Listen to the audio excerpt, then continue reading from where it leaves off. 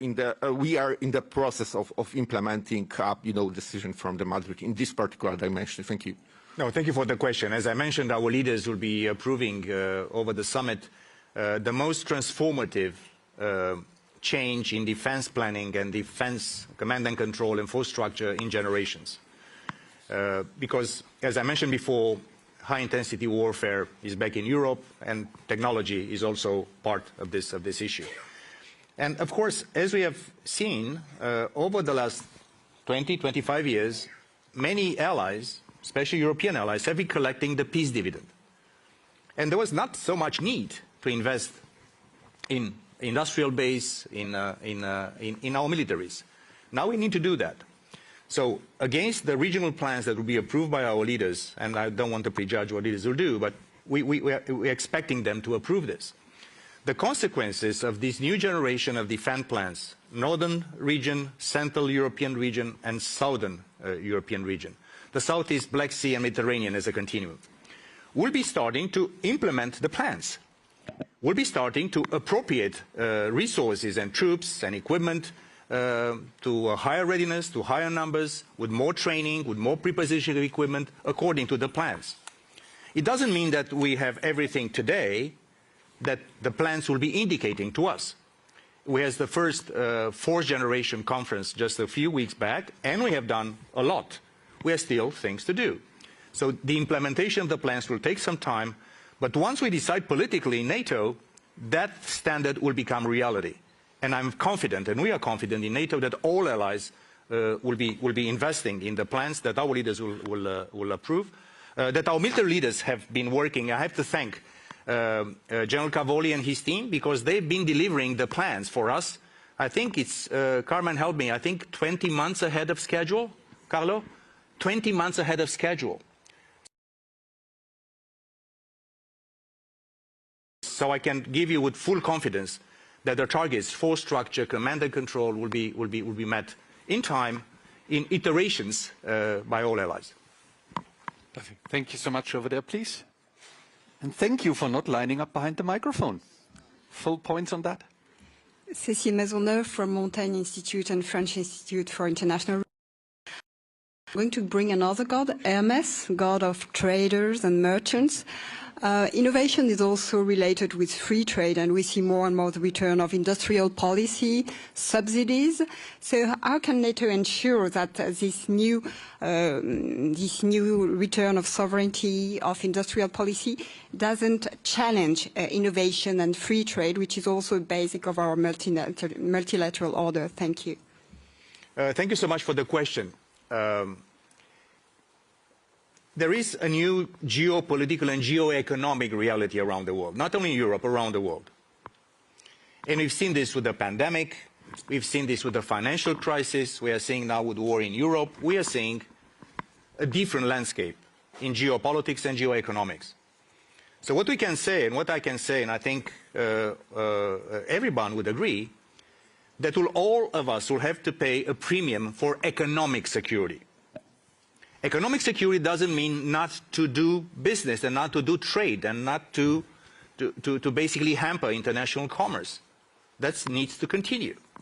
But we have to make sure that we are not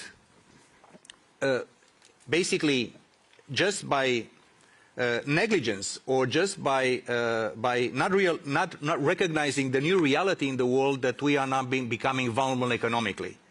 In supply chain, we do not want to replace the hyper-dependency on Russian gas with hyper-dependency on rare earth and materials from other players.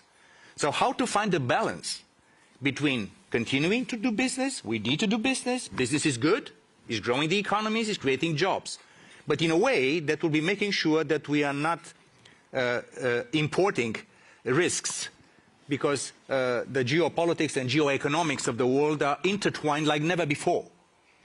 And this is why that's what we do in NATO, that's what the European Union is doing, and I see Charles Fries, my good friend here in the audience.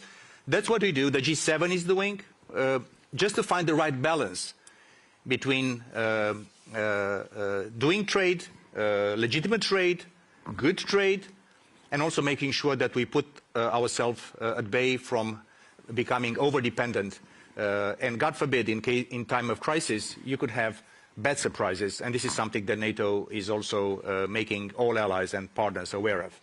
Perfect. Thank you so much. Depending on the length of the next question, we have time for 1 or 2 questions and goddesses. Okay, thank you. So I'm Eugenia from the Atlantic Council of Albania. I guess that this is the panel of goddess, so I've got the war of goddess here tattooed. But my question is, will it be the Vilnius summit a missed opportunity for Ukraine as the Bucharest summit was years ago?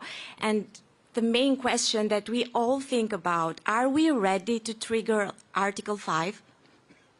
Thank you. An easy one. Yeah, that tattoo I think is dangerous.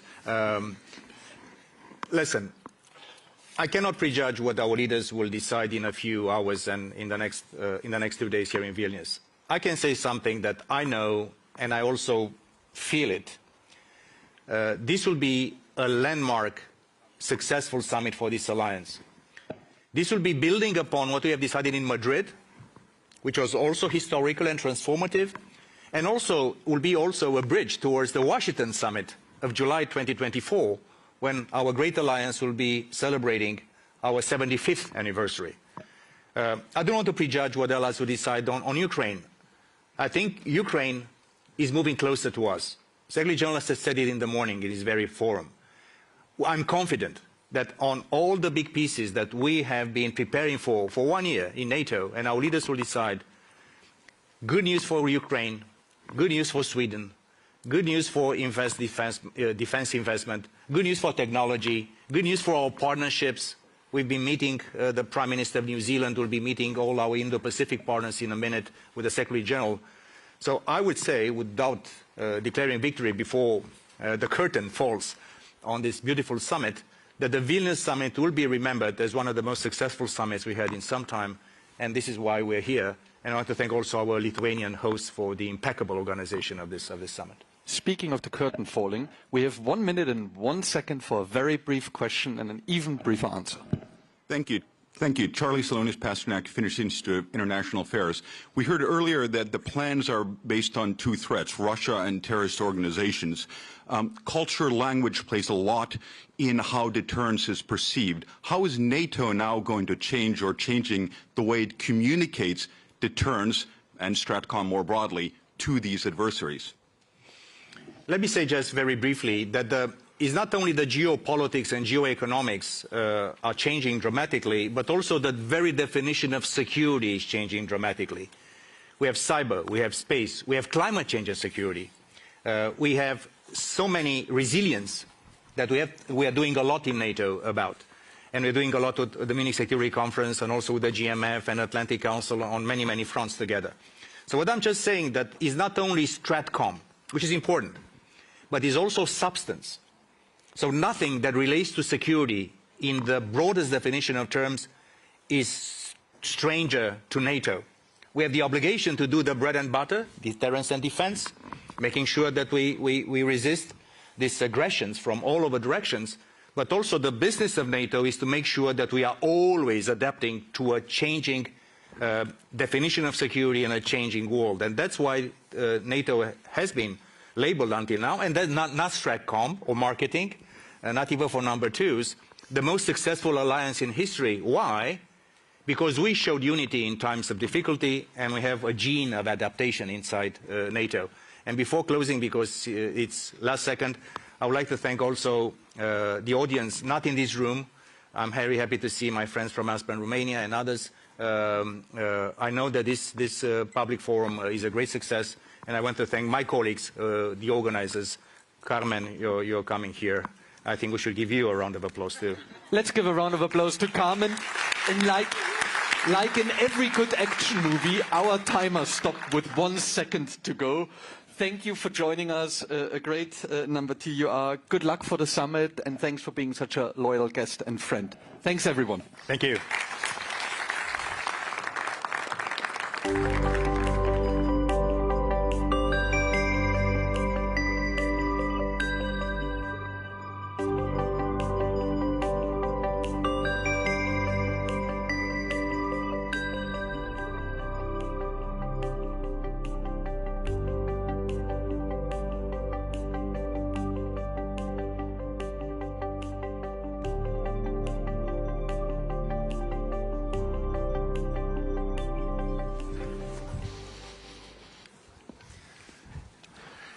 Dear participants, we will immediately start the next conversation, and I'm proud to say that we have President of Czechia, Petr Pavel, sitting with us today.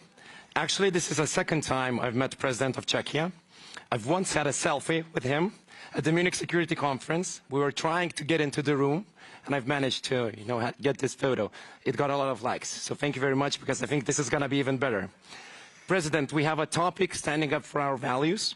We'll continue in the following way. The President will make a brief introduction, then we'll continue with the follow-up questions from my side, and then obviously we're going to invite you to come to the microphone and ask some questions. So, Mr. President, thanks again for being here. Please, the floor is yours. Thank you very much. Good morning to all of you. I have to admit that I feel a little bit embarrassed to talk about values to such a distinguished audience. It's like preaching to the converted. So I will limit myself to a couple of introductory remarks before we get into a discussion. First, I see the issue of values today probably more important than ever, because with regard to the security situation, both regional and global, values matter probably the most. What we see ongoing in Ukraine is not just a regional conflict between two countries having a territorial dispute. It's about what and how we see the world working. If we see the world working along respect to the rules, the norms, if we see the world based on some common values, or if we see it as a world where bigger stick matters more. Ukraine is in a similar situation that my country experienced many years ago. Ukraine just wanted to be free in their decision to where do they want to go, where do they want to belong, which way of life they want to live. If anyone told me and my compatriots 30 years ago that we are not allowed to join NATO or join the EU, we would get offended, because we thought at that time it was our right to take a choice. Of course, with respect to the organizations of which we wanted to become members, but of course we wanted to have a sovereign right to decide on our own future. And now when Ukraine wants to do the same, many people say, well, let's look at the security interests of Russia, because they have justified arguments to protect their close neighborhood. I think we have to look at the problem in Ukraine from the position of these universal values. We may not like Ukraine, we may not like Ukrainians, we may have a number of concerns about corruption, about oligarchs, whatever, but if we just accept that they have the same rights as we want to have, then it becomes a matter of principle. And that's why I think it's our obligation to assist Ukraine in their fight against Russian aggression. Because if we allow Russia to prevail in this conflict, we would corrupt all the foundations on which our societies are built. One more comment. This issue is not only linked to the conflict in Ukraine. It is much broader, because what we see globally, unlike in the past when we saw the confrontation, ideological confrontation between East and West, Today, what we see is a global competition of the systems. On one hand, democratic countries, wherever they are. On the other hand, different types of autocratic regimes, being it China, North Korea, Iran, Russia, and many other countries in Africa that are closer to autocracy than to democracy. All these countries follow a different set of values. And their argument is that the West, the democracies, have developed the existing world order to fit their interests. And now the time has come to change the world order to fit more to this multipolar vision of the world. The argument goes especially from Russia that Western, mainly liberal democracies are rotten, are in fact beyond horizon, and now they are the true protectors and the saviors of Christian values. Or, like Chinese put it, they suggest that their civilization, being much older than Christian civilization, is in fact superior, and their system is much more efficient, resilient, and thus designed to dominate the world in the future. If we don't like that approach, the only way how we can prevent it from being superior is to protect and promote our values, not only against our opponents, but also against our own internal problems that we have. Sometimes we can call it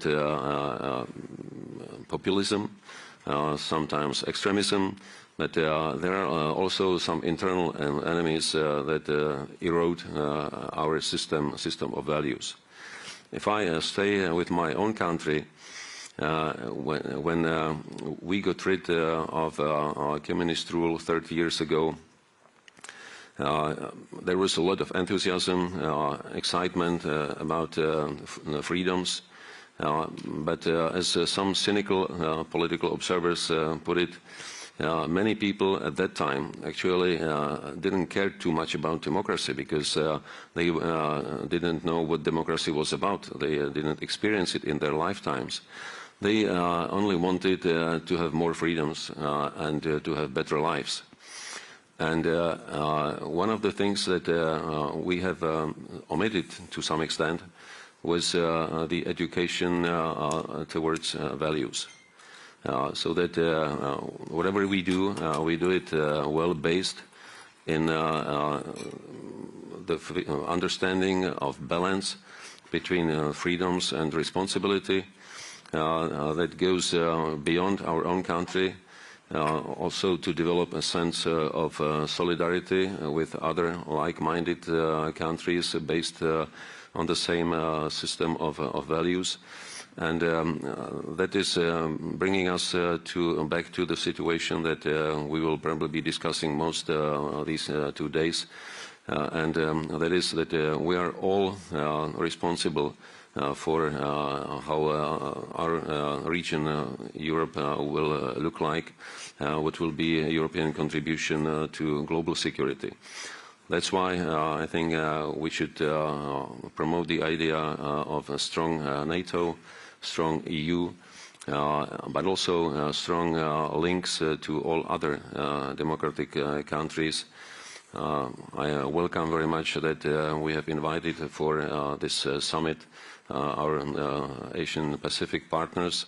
I would also encourage all of us to cooperate with other democratic countries and with all countries that are willing to put negotiations above confrontation to make a world a safer place.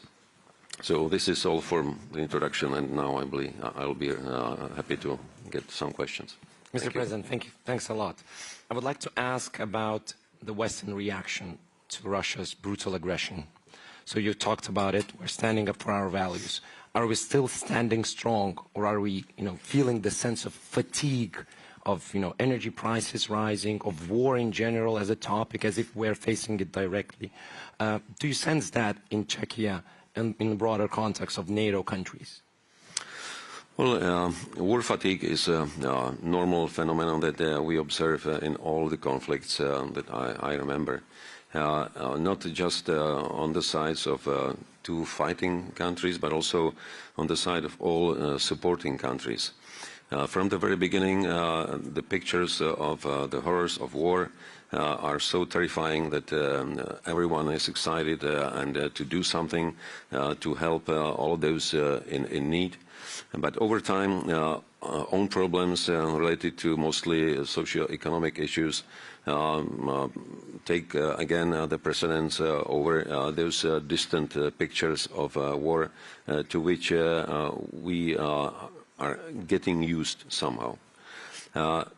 So it's a natural phenomenon, and even when we realize that, we have to do much more in putting forward the message that the war is not a... There are no agreements. The agreement is still to a country that is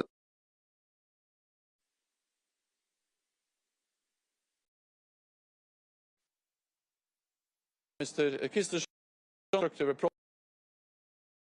that leaving Ukraine alone will only mean letting the problem getting closer to us sooner or later.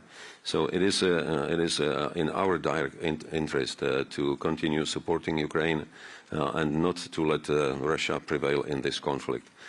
It is more and more difficult. There are obviously some voices that are fed by Russian propaganda that once we stop providing Ukraine military assistance, the war will be over and we can go back to normal, restoring economic relations with Russia and getting back cheap gas and oil. Obviously, this is a nonsense, but many people like to listen to this argument. That's why we have to keep repeating the basics and also offering our people alternatives that are always worse than the one to continue support and bring situation back to normal by achieving Ukrainian goals and restoring their sovereignty.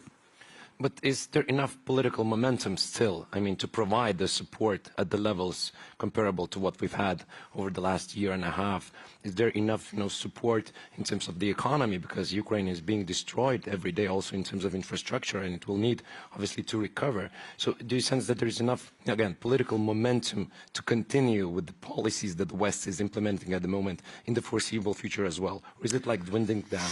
When you just look at the sheer scope of the assistance, I think there is a steady growth. So from the very beginning, when we saw just a handful of countries providing assistance from the very first days, now we see quite a massive support almost from those countries who were reluctant, let's say, at the beginning. Now we see a massive financial support in macro finances to keep country running. We see a steady flow of military equipment, of ammunition, material support. We see also a number of initiatives leading to reconstruction, not only post-war reconstruction, but interim reconstruction of energy sector, transportation, and many other areas. I believe that the scope of the support is still growing, but of course, keeping also public support becomes more and more difficult. must ask the question which is related to the counteroffensive of Ukraine, knowing your military background. So, of course, there are a lot of voices saying that it's not maybe as successful as some predicted. Others argue it's still, too early to make the conclusion. So how do you assess the current state of Ukrainian counteroffensive, and what would you anticipate to happen in the next couple of weeks and months? Well, simply from a military point of view, if you look at the situation, how it was developing over the last couple of months, it was more or less positional warfare, where Russia got enough time to prepare defensive positions. Over hundreds of kilometers of a front line. They built in some regions 3 defense lines full of obstacles, full of minefields. They were bringing closer equipment to be used for very effective defense. They still have more air power than Ukraine, which can support units in defense. Despite all the problems that Russia has, preparing for defense and leading successful defense is always a little bit easier than to conduct successful offensive operations. On the other side, Ukraine is definitely much more motivated. They are better equipped with more modern equipment. Unfortunately, with far too many types of equipment, which creates a lot of logistical challenges. They do not have enough air power. They do not have enough ammunition to be really effective and pushing through. They don't have enough mine-breaching equipment. We can ask the question ourselves: have we provided enough resources to Ukraine to run a counteroffensive that would be more successful? That's obviously the question. But what we see now is that Ukraine is slowly getting ground. They are probably still looking for weak points in Russian defenses.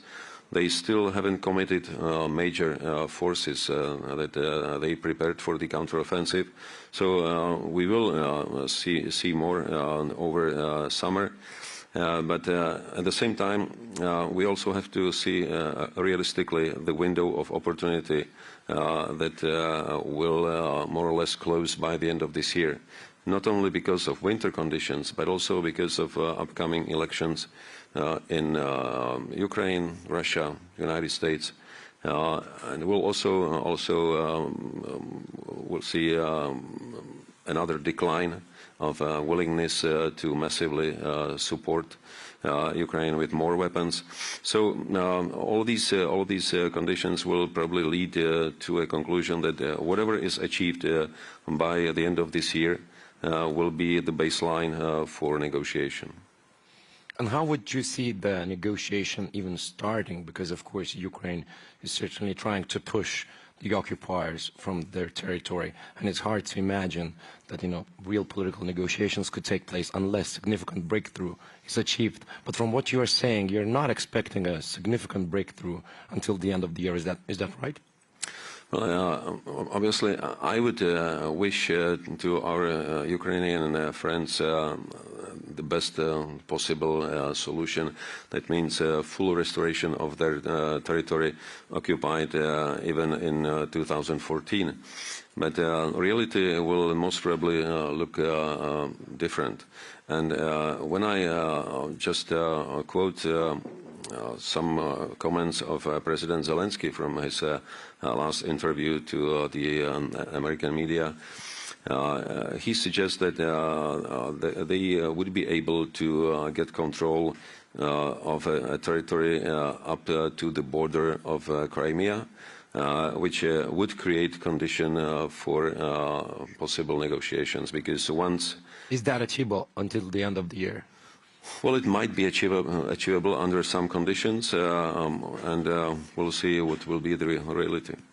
And in terms of NATO and Ukraine relationship, of course, this summit is very important with regards to that. So what would you see as, the most important aspects of what could be decided here in Vilnius to make this relationship a pathway towards a full membership of Ukraine in the foreseeable future, in the nearest future, actually? I think what Ukraine needs beyond equipment, ammunition, money, is encouragement and assurance. Because this will maintain high morale of Ukrainian forces. They need to see the light at the end of the tunnel. They need to see and feel motivation. And they also have to feel that one day they would be welcome in a family. And we can give them such an assurance by simply saying, once the war is over, we will start accession process. This is what they would like to hear, and this is what I would wish them they would hear. Do you sense there is a consensus among NATO countries on this here in Vilnius? I've seen some reservations from several countries, even up to recently. We'll see what will come up in these 2 days. Thank you for a very diplomatic answer. Let's bring the audience questions, please. Yeah. Yeah. Marius Vashega, European Commission representative to Lithuania. Mr. President, you are from the military and NATO background, and now, of course, in the civil background, and you mentioned in your introductory remarks the link between stronger EU and stronger NATO. So what do you see the biggest synergies, in fact, between the EU and the NATO? What should we do at the EU level to make NATO stronger? Okay, I was struggling with this question for all of the 3 years that I spent in the position of chairman of NATO Military Committee in an effort to bring EU and NATO closer together, at least in the issues of defense. We know all the difficulties, but at the same time, it doesn't mean that we should stop trying to bring these two institutions closer. We talk about complementarity for a long time. We have set, I think, 74 areas of cooperation, and some of them are already obsolete. We are talking about modernization of this plan. But what really matters is that we don't look at these two institutions as competitive rivals, but as the institutions of a different kind.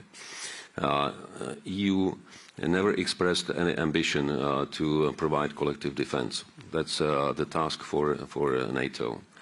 At the same time, we talk about a lack of European capacity to run substantial military operations. So the way ahead would be let's strengthen European pillar of NATO. Let's make it probably more institutional to be used for European operations, probably even without Americans, wherever Americans wouldn't like to be part of it, because there might be a time when the United States will be much more concerned about Indo-Pacific than Europe. And if Europe is not capable enough to come up with strategic enablers to run a bigger operation, then we simply wouldn't be able to do it. And that's why I think there is no contradiction in division of labor between EU and NATO. They can be truly supportive each other, focusing on their respective strength. So NATO would be strong enough and effective, focusing on collective defense. EU on all other soft tools that are necessary for achieving security and stability. Even now, with the situation in Ukraine, NATO can provide military assistance in terms of equipment, even though by individual countries, but EU can provide all those aspects of assistance that NATO is not capable of. That means all the economic, humanitarian, and financial and any other assistance. And if it is well coordinated, it will, in the end, provide necessary support. So I think we have to be pragmatic and always keep trying, bridging these gaps that exist in EU and NATO cooperation. Thank you. Let's have the lady and then the gentleman. Thank you. Yulia Smolovska, Director of GlobSec Kyiv office. I just wanted to ask, when you're talking about the defending of values and international rule of order in particular, it's always important how do you set the punishment system for those who break these rules. And in this case, you know pretty well that Ukrainians are arguing for the case of setting up a special tribunal for Russian political leadership for crime of aggression. What is your assessment? Do you see the resolution of the member states to pursue with this case, and how do you plan to extend this advocacy campaign to get more democratic countries on board in wider global sense? Thank you. This was one of the major topics of Council of Europe recently in Iceland, where we all agreed on a necessity to support International Criminal Tribunal and to punish all of the war crimes committed in Ukraine by Russia, as well as to brought all those perpetrating crime of aggression to justice. Because without that, there will be no justice, but also no deterrence against committing another aggressions. So we have to be very consistent and press on bringing all those responsible for war crimes to the court. Thank you. Let's maybe try to pick two questions in a row, if you don't mind, President, because we're running out of time. So please. Thank you. Alexei Goncharenko, Member of the Parliament of Ukraine. Dear President, my question is to you, both as a President, as General. Two, Russia is continuing its nuclear blackmail, and we see these nuclear threats, and deploying nuclear weaponry, maybe already has deployed nuclear weaponry in Belarus, means just tens of kilometers from where we are here now. So what should be the answer of NATO to this? Isn't it the time to for deployment of nuclear weaponry in the Eastern Europe? Thank you. Can we just pick the second question as well, please? Mr. President, my also question will be related to your previous position. Please introduce yourself briefly. Vaidotas Malinionis, Colonels Association, Lithuania. So my question is, as a President of the Czech Republic, what are your priorities for the security building I mean, anyway, change is needed. Every country is understanding because security environment is changing. So what are your priorities and the vision? 2 minutes, perfect. For okay, really short answers. When it comes to nuclear blackmailing, I don't think that we have to always apply the same answer to the action of our opponent. We base all our efforts into deterrence. I think nuclear capability of NATO is a significant deterrent effect, and there is no need to deploy it closer to the border, because that would only escalate the situation. What I would rather argue, let's be more outspoken in declaring that we have the same capability. When we heard from President Putin threats of using nuclear weapons, our answer should have been, but we all have nuclear weapons. We have them at a state of readiness, and we are ready to use them if we will have to. But of course, nobody sane wants to use these weapons. So we hope that you are sane as well, and you will not do it. So we don't have to escalate, but just remind that we do have the same capability and the same willingness to use it as the last resort. And as for the priorities of strengthening security, I think clearly we have to fulfill all our commitments that we have made with regard to collective defense in NATO. To meet criteria of at minimum 2%, meet criteria of spending at least 20% on modernization and main equipment, to provide all necessary forces within the fourth generation to meet requirements of new plants, to commit our forces to exercises because it is also a deterrent factor, and to be a credible partner meeting all our commitments. That is all what we can do for effective defense. Mr. President, I don't know how to ask this, but can we have a second selfie together because our time is up? Please, the round of applause for the President. Thank you. Mr. President, thank you for coming. Thank you. Thank you. And maybe let's have a selfie if that's possible.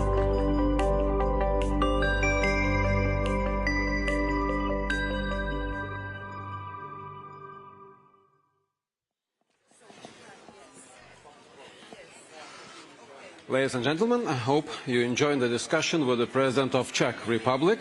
We will resume our sessions in 15 minutes with conversations with a diversity of speakers from high-level officials to civil society representatives. 15 minutes.